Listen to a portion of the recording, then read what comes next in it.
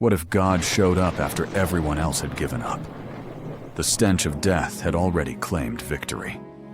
For 4 agonizing days, hope lay buried behind a massive stone in the small village of Bethany. To those gathered there, the story was over. The tears had been shed. The funeral prayers had been spoken. The tomb had been sealed.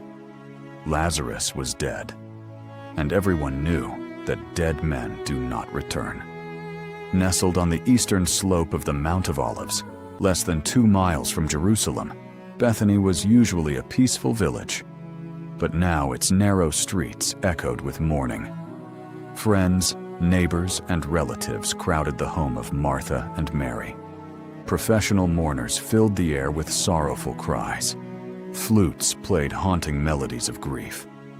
In first-century Judea, death was not a private event.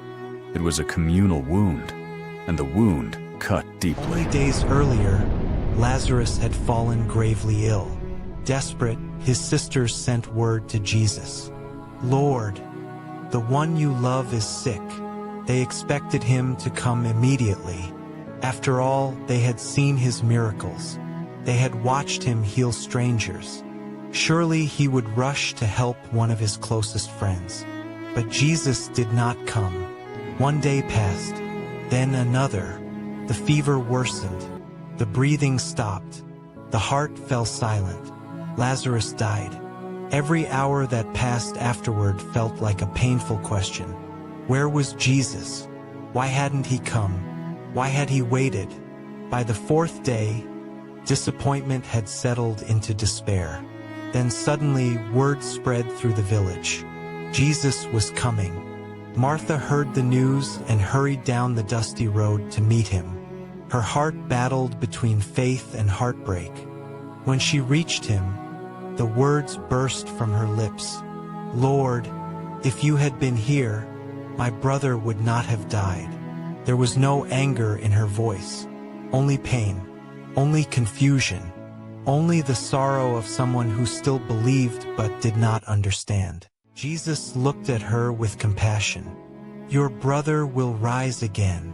Martha thought he was speaking about the resurrection at the end of time. But Jesus was speaking about something far greater. Then he declared one of the most powerful truths ever spoken. "I am the resurrection and the life. Whoever believes in me, though he die, yet shall he live." Moments later, Mary arrived. Unlike Martha, she could barely stand.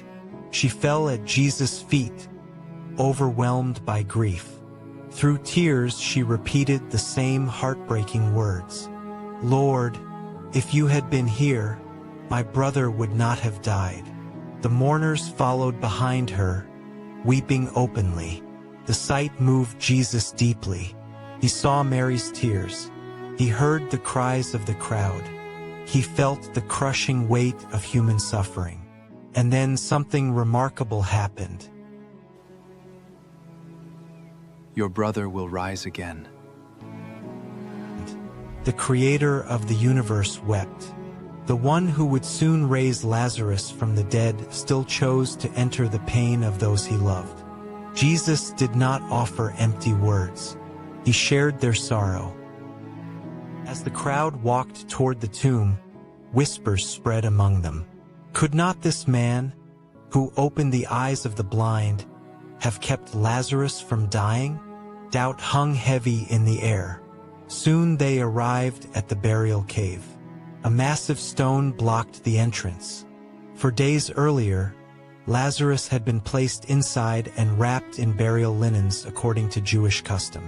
Jesus stepped forward. His voice broke the silence. "Take away the stone." The crowd froze. Martha looked horrified. "Lord, by this time there is a bad odor, for he has been there 4 days."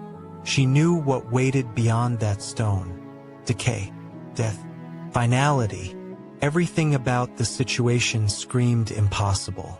But Jesus answered, "Did I not tell you that if you believed, you would see the glory of God?" Slowly the men approached. With straining muscles and trembling hands, they pushed against the heavy stone. The grinding sound echoed across the hillside. As the entrance opened, a foul smell drifted from the darkness. Some turned away, others covered their faces, every eye fixed on the black opening of the tomb. No one spoke, no one moved. The impossible hung in the air like a storm waiting to break. Then Jesus lifted his eyes toward heaven. He thanked the Father so that everyone present would understand where the miracle came from. And then he shouted with divine authority, "Lazarus, come out." Silence. A heartbeat passed. Then another. Nothing. The crowd stared into the darkness. Suddenly, a rustling sound, movement, gasps erupted from every corner. A figure emerged from the shadows, wrapped in burial cloths, walking, alive. The dead man they had buried was standing before them, breathing, living, restored. Jesus calmly spoke, "Unbind him and let him go." As the grave clothes fell away, there stood Lazarus, alive. The village that had gathered to mourn now witnessed one of the greatest miracles in history. Many who saw it believed in Jesus that day, because they realized something extraordinary. Jesus had not merely healed a sickness. He had conquered death itself. And that truth still speaks today. Perhaps you are facing your own fourth-day situation, a dream that seems buried, a relationship that appears beyond repair, a prayer that feels unanswered, a season of waiting that has stretched longer than you imagined. Like Martha and Mary, you may be wondering why God seems late. But Bethany reminds us that God's delays are not God's absence. Jesus intentionally waited until every human solution was gone, until hope appeared dead, until nobody could explain away the miracle. Then he stepped into the impossible and revealed his glory. The same voice that echoed through the tomb of Bethany still speaks today. The God who called Lazarus from death is still calling hope from despair, faith from doubt, and life from places that seem beyond saving. Because Jesus is not merely a healer. He is not merely a teacher. He is not merely a prophet. He is the resurrection and the life. And when he speaks, even the grave must obey.